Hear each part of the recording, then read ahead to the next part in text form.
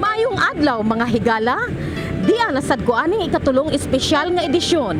Din inyong madungog matag adlaw Huwebes ang mga komposisyon ug kantang Binisaya. Dalit kanato sa atong mga sugbuanong musikero ug mga awit.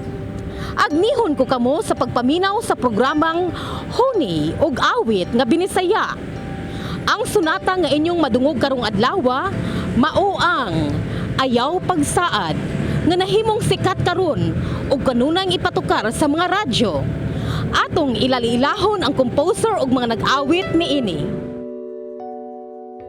Si Edgardo A. Butalid, 54 anyos ang panuigon, usa ka songwriter.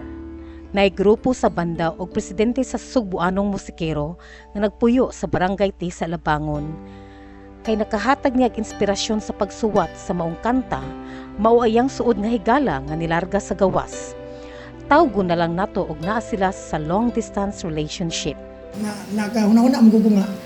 Ano mag-booklet ni? Ano ba mo kay dili daghan mo sagud mga panghitabo mga kanang mga manitiayon, mga uyab nga ang iyang asawa ba nato sa abroad.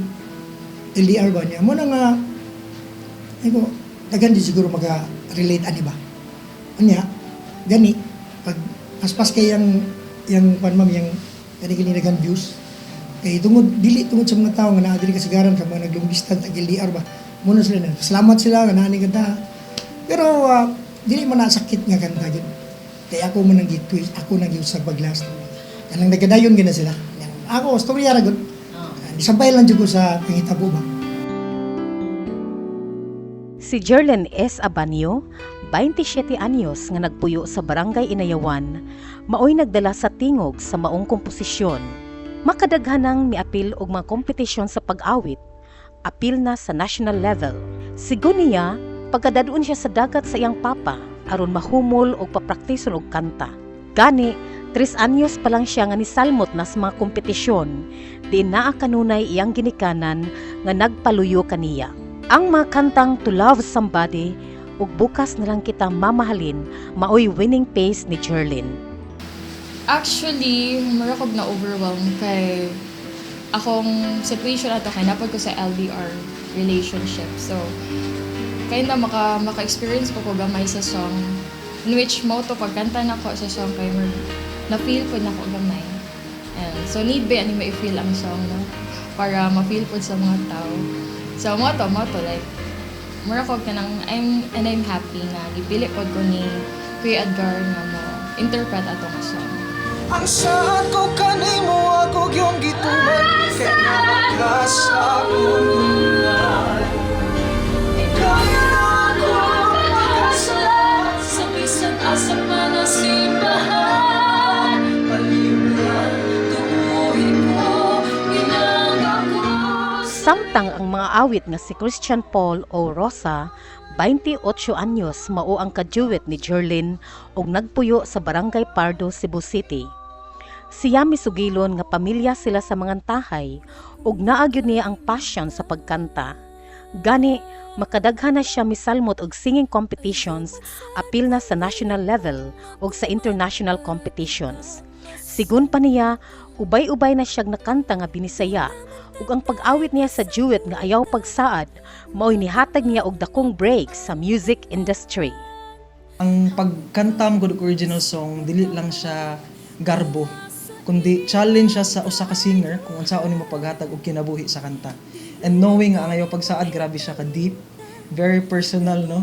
I don't know if okay ni kay Edgar i-share no, pero ang nga kanta is really about kay Edgar's life no. So siya na lang mo chika ninyo unsa nilang storya ha. But mo lang siya. So happy kay ko kay gihatagan ko sa pagsalig ni kay Edgar nga ako mohatag og kinabuhian ning kantaha which is happy man sad kay ko kay natagaan gyud namong justice kay dili siya maabot ang Ayaw Pagsaad sa kung asa man siya karon kung dili tungod sa pagsalig ni kay Edgar naman. Malipayon si Edgardo A. Butalid nga ni-hit ang iyang komposisyon ug daghang FM stations ang nagpatukar niini.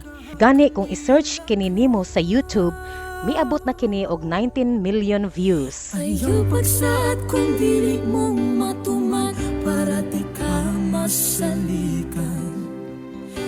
Doon naman tatay gisabutan, unta tumanon nato ang tanan. Ako kang gisuportahan para sa imong kaayuhan. Dili lang tani mo hikalingtan na dunatay gipanumpaan. Dakong garbo kalipay pod ang gibati sa mikanta sa duet nga sila Christian og Jerlyn. Kay ang maong kanta mo ay naghatag nila og break nga hangtod karon kay kanunay panggikanta sa mga kabatan-unan.